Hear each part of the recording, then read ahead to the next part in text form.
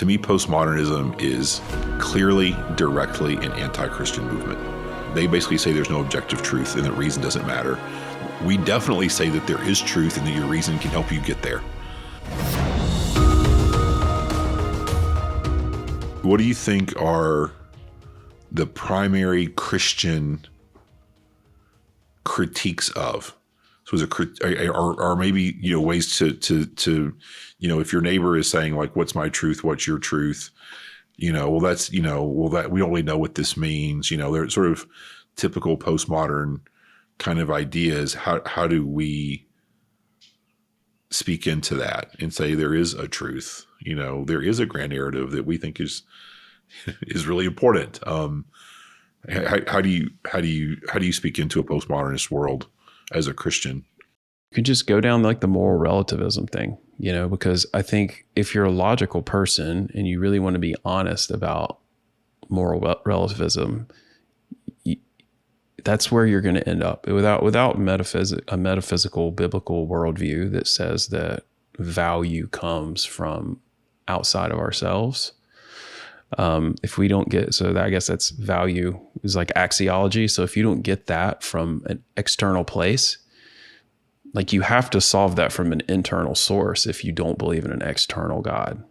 Like that's where you get that's where you get just like called or moral relativism. That's where you end up with relativism. So like you have to, where's it come from then? Like, I mean, I guess that's kind of what Hume argued, that you can't get to ought.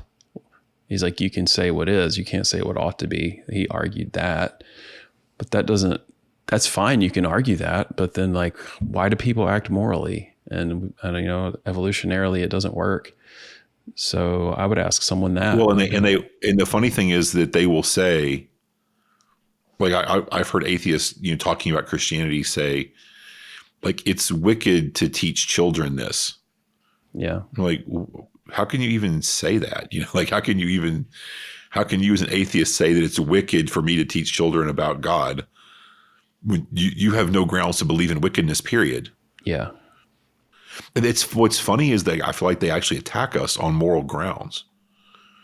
So like whether it's political or whether it's about regarding religion, they're going to say things like, like you Christians are hypocrites.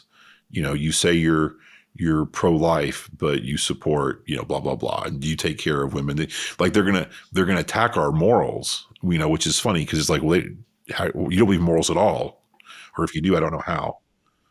But yeah, they definitely try to sort of play that. They make moral claims, and you're like, how can you do that? Yeah. Given that you have no basis, Yeah. No, it's true. I think I would just sort of say in closing that as a Christian, to me, postmodernism is clearly, directly an anti-Christian movement because they basically say there's no objective truth and that reason doesn't matter. We definitely say that there is truth and that your reason can help you get there. They say that, what do we say Jesus was? In the beginning was the Word.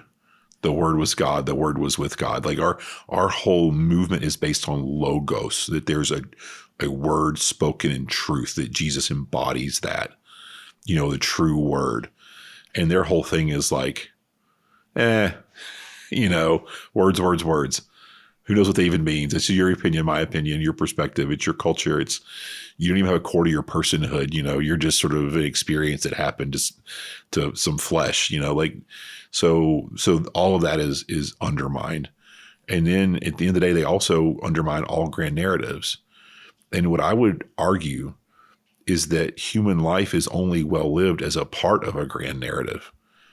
I mean, I can just speak for myself anecdotally. What has made my life worth living is the fact that I really do believe in the story of the Bible. I believe that in the beginning, God created the heavens and the earth, and that there was a beautiful, great world, and then it fell, and that God enacted a plan to save it. And, mostly that plan was that Abraham's family would produce Jesus, and then he died on a cross to pay for our sins. And then if you become one of his loyal, believing followers and do what he says, then you get to be a part of growing his kingdom and joining him one day.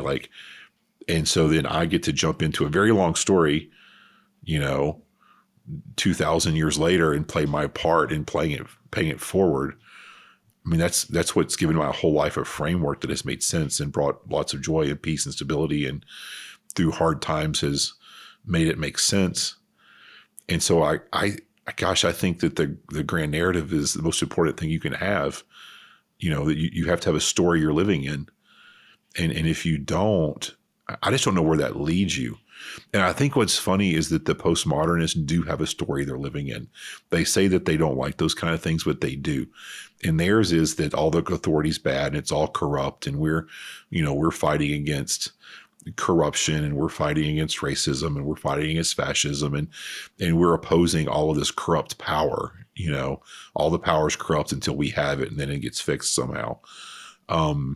Is kind of what's going on there. But I just think you got to live your life in a story. So I think the whole framework is wrong, and I don't think that power is everything.